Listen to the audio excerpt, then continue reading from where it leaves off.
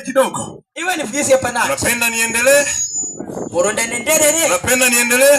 Muronda nenderere. Unapenda niendelee? Muronda nenderere. Kwa nini nahubiri habari za Yesu? Chocho kuna nipango ya Yesu. Biblia inasema ya kwamba Biblia kuna nukuli.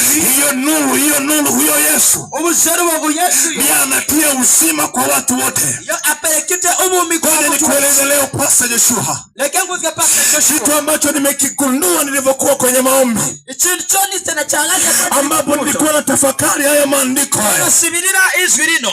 Kwamba tukihubiri injili. Ukuna turumbirira injili. Ni uzima kwa watu wote. Umi kwa mtu wote. Ni uzima kwa viumbe vyote. Umi kuvipelewa vyote. Yani ni uzima.